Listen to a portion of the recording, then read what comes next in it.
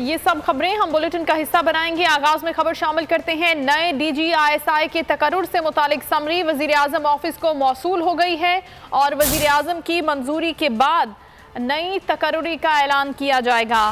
फवाद चौधरी का ये कहना है कि तकर्रुरी का अमल शुरू हो चुका है। सिविल और फौजी क़यादत ने साबित किया है कि मुल्क की इस्तेहकाम के लिए तमाम इदारे मुत्तहिद हैं। नए DGISI का तकर्रुर समरी वजीर आजम ऑफिस को मौसूल हो गई। ज़राए के मुताबिक समरी वजारत दिफा की जानिब से अरसाल की गई है। वजीर आजम की मंजूरी के बाद नई तकर्रुरी का ऐलान किया जाएगा। फवाद चौधरी ने वजीर आजम और आर्मी चीफ में मुशावरत मुकम्मल होने की तस्दीक कर दी। ट्विटर बयान में वजीर इत्तलात बोले, नई तकर्रुरी का अमल शुरू हो चुका है। सिविल और फौजी क़यादत ने साबित किया कि मुल्क की इस्तेहकाम के लिए तमाम इदारे मुत्तहिद हैं। आइन मुंतखब वज़ीर आज़म को तकर्रुरियों का इख्तियार देता है, लेकिन यहाँ वज़ीर आज़म के बजाय जिन्नात अहम ओहदों पर तकर्रुरियाँ कर रहे हैं। इस्लामाबाद हाई कोर्ट में पेशी के बाद मीडिया से गुफ्तगू में मरियम नवाज का कहना था, एक शख्स को बचाने के लिए तमाशा लगाया हुआ है। इमरान खान नवाज शरीफ बनने की कोशिश भी ना करे। शेर की खाल पहनने से कोई शेर नहीं बन जाता। जाली मुकदमा, जाली दरख्वास्त और गिरफ्तारी नहीं डरती। एक मुंतखब और आईनी वजीर आजम को जो हकूक हासिल हैं, जो आइन उसको इख्तियारात देता है, उसमें कोई दो राय नहीं है। इमरान खान साहब ना वो आईनी वजीर आजम है, ना वो मुंतखब वजीर आजम है, बल्कि वो एक ऐसे शख्स हैं जो नवाज शरीफ के मैंडेट पे डाका डालकर आज वजीर आजम की कुर्सी पे काबिज है। उसको काबिज कहेंगे, उसको सिलेक्टेड कहेंगे, लेकिन आप उसको ना आईनी वजीर आजम कह सकते हैं, ना मुंतखब वजीर आजम कह सकते हैं। आपको नवाज शरीफ बनने की कोशिश भी नहीं करनी चाहिए। नवाज शरीफ जब वोट को इज्जत दो का नारा लेकर मैदान में आया था तो वो मुंतखब वजीर आजम था, वो आईनी वजीर आजम था, वो अवाम के वोट से आया था, वो एक बहुत लंबी जिद्दोजहद तय करके आया था। उसकी एक बहुत बड़ी आईनी स्ट्रगल थी जो उसकी जात के लिए नहीं थी। उसकी जात की उसने कुर्बानी दी, उसने अपनी हुकूमतों की कुर्बानी दी, लेकिन आइन के लिए, पाकिस्तान के अवाम के लिए और वजीर आजम के ऑफिस की इज्जत के लिए उसने अपनी हुकूमतें कुर्बान कर। ये आदमी जादू टूने के जरिए मुल्क चला रहा है। जादू और तोता फाल के जरिए तकर्रुरियां हो रही हैं तो इदारों का तमाशा बनना हैरान कुन नहीं। मरियम नवाज ने कहा कि इमरान खान का हिसाब किताब जादू टूना अवाम के लिए क्यों नहीं। अगर जंतर मंतर इतना कामयाब है तो महंगाई के खिलाफ इस्तेमाल नहीं होता।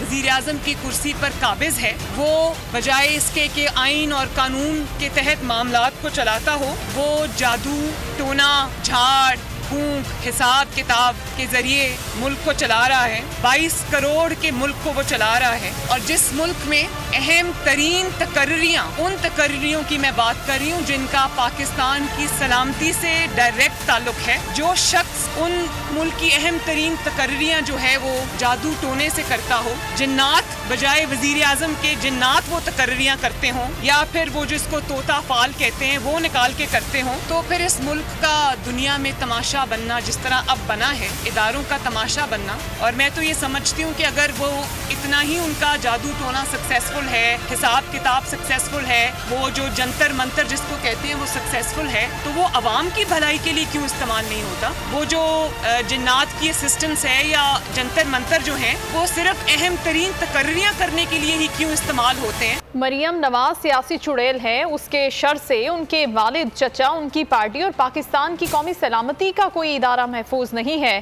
सियासी चुड़ैलें भी जादू टोने के ताने दे रही हैं।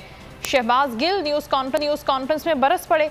कहा, मरियम नवाज ने अदालत में भी झूठ बोला। एवनफील्ड अपार्टमेंट किन जिन्नात और चुड़ैलों ने बनाकर दिए, रसीदें दें। कभी अपनों की तो कभी मुखालफिन की वीडियोज़ निकाली जाती हैं। नवाज शरीफ की तरह झूठा, मक्कार, वतन फरोश कोई कैसे बन सकता है। शहीद बनने के लिए जाली रिपोर्ट पर बाहर नहीं जाया जाता। नवाज शरीफ ने पहले जुनेजो और फिर ज़ियाउल हक को धोखा दिया। वही खानदान है जिन्होंने जमायमा खान साहबा पर झूठे केसेस किए। ये वही खानदान है जिन्होंने हमेशा अपने मुखालिफिन की, खवातीन हो या उनकी अपनी जाती जिंदगी हो, उनके ऊपर इन्होंने हमेशा बहतानबाजी की। ये जो खुद कोई शख्स सियासी चुड़ैल है जिसके शर से ना उनके अपने घर वाले बचते हैं, ना इनके वालिदैन से महफूज हैं, ना इनकी पार्टी महफूज है, ना पाकिस्तान का कोई सलामती का इदारा महफूज है, ना पाकिस्तान की अदालतें महफूज है। सियासी चुड़ैलें भी अब जादू टोने के ऊपर ताने दे रहे हैं। आप अपनों की भी वीडियो निकाल देते हैं, मुखालफिन की भी वीडियो निकाल देते हैं। तो ये जादू टोने के बातें, जिन्नात की, परियों की बातें आप हमें ना सुनाएं। कोई शख्स भी पूरी कोशिश करके नवाज शरीफ नहीं बन सकता। इस कदर झूठा, मक्कार, बददियानत, मुल्क फरोश, वतन फरोश, इस तरह का इंसान कोई कोशिश करके भी कैसे बन सकता है। और जैसे नवाज शरीफ साहब की भी एक रीत है कि उन्होंने, आप देखिए, जुनेजो साहब से शुरू करके पहले ज़ियाउल हक साहब के साथ उनकी शनासाई थी, उनके साथ रहते हुए जुनेजो साहब को धोखा दिया, फिर बाद में ज़ियाउल हक को भी धोखा दिया उनकी मौत के बाद। कौमी असम्बली में अपोजिशन लीडर और मुस्लिम लीग नून के सदर शहबाज शरीफ का कहना है कि हर नया दिन पीटीआई हुकूमत की नाअहली का सबूत पेश करता है। अपने ट्वीट में उनका कहना था कि पीटीआई हुकूमत कौमी मामलात के इंतजामी उमूर में भी नाअहल साबित हुई। शहबाज शरीफ का कहना था कि बदतरीन मईशत, नाकिस हुक्मरानी, रुपए की कद्र में कमी हुकूमत की नाअहली की वाज़ेह मिसालें हैं। वजीर आजम ने मुल्क के साथ इदारों को भी तबाह किया। हमेशा से मौकिफ रहा है कि हर कोई अपने आईनी दायरे इख्तियार में रहे। इस्लामाबाद में मीडिया से गुफ्तगू में मौलाना फजलुर रहमान का कहना था कि फौज मुनज़्ज़म इदारा है जो अवाम की उम्मीद है। वजीर आजम इस हद तक मुदाखलत ना करें कि निज़ाम मुतासिर हो। मसला DGISI का नहीं, एक लेफ्टिनेंट जनरल का है जो आर्मी चीफ के हुक्म का पाबंद है। चीफ जो है वो प्राइम मिनिस्टर हुआ करता है, लेकिन हुस्न के लिए फाइल प्रेसिडेंसी में भी जाता है और प्रेसिडेंट के भी उस पर दस्तखत आ जाते हैं। तो वो चीज़ें मारूफ होती हैं, अंडरस्टूड होती हैं।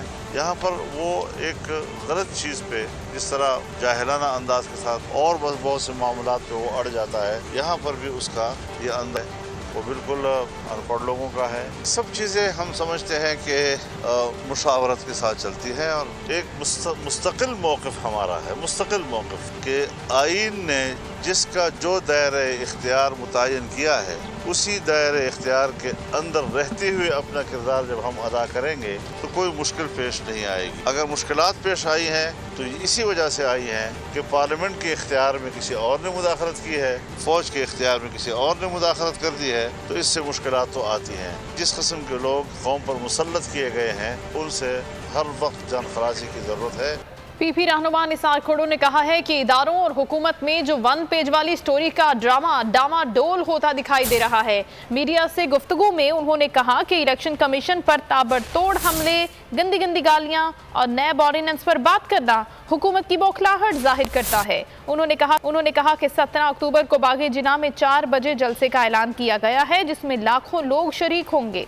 जो कहते थे कि ये पाकिस्तान की हुकूमत और सर्विसेज एस्टेब्लिशमेंट सब एक पेज पे हैं, आज उन्हीं के वजीर ने पोल खोल दिया कि जब उन्होंने बयान दिया कि DGISI को मुकर्रर करना वजीर आजम का अख्तियार है। हम कोशिश करेंगे कि कानूनी तरीक़ेकार अख्तियार करके फैसला करें, क्योंकि अभी तक नए DGISI का नोटिफिकेशन नहीं निकला।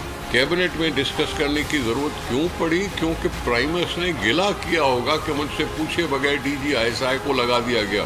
बात खोल दी कि जो 1 पेज वाली स्टोरी है वो कुछ डामाडोल दिखाई दे रही है। इस दफ़ा फिर 18 अक्टूबर को, क्योंकि रबीउल अव्वल है 11वीं या 12वीं, इसलिए हमने इस जलसे को 17 अक्टूबर को रखा है। बागे जिना कराची कायद-ए-आज़म साहब की मज़ार के साथ वाला प्लाट है, सबने देखा हुआ है। शाम के 4 बजे हमने जलसे का ऐलान किया है।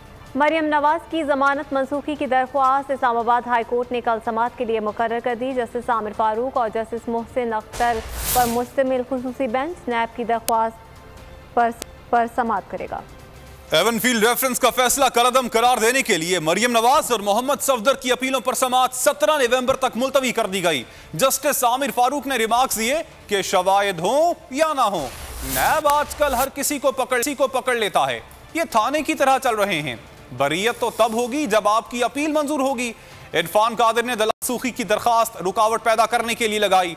अदालत मेरिट पर फैसला करे। आइंदा समाअत पर नैब से दलाइल तलब कर लिए गए। इस्लामाबाद हाई कोर्ट में मरियम नवाज और मोहम्मद सफदर की अपीलों पर समाअत। जस्टिस आमिर फारूक ने रिमार्क्स दिए कि शवाहिद हो या ना हो, नैब आजकल हर किसी को पकड़ लेता है। ये थाने की तरह चल रहे हैं। बरियत तो तब होगी जब आपकी अपील मंजूर होगी। मरियम नवाज और मोहम्मद सफदर के वकील इरफान कादिर ने कहा, ये केस मुनफरिद नौयत का है। जमानत मंसूखी की दरख्वास्त रुकावट पैदा करने के लिए लगाई गई। अदालत मेरिट पर फैसला करे। अदालत ने रिमार्क्स दिए कि सियासी इंजीनियरिंग से मुतालिक बाद में सुनेंगे, पहले आपके दलाइल पर नैब से दलाइल ले लेते हैं। केस की मजीद समाअत 17 नवंबर तक मुलतवी कर दी गई। स्पीकर सिंध असम्बली आगा सिराज दुरानी की गिरफ्तारी के लिए नैब मुतहरिक हो गई है। नैब की टीम एक बार फिर खयाबान मुजाहिद कराची में उनकी रिहाइशगाह पहुँच गई।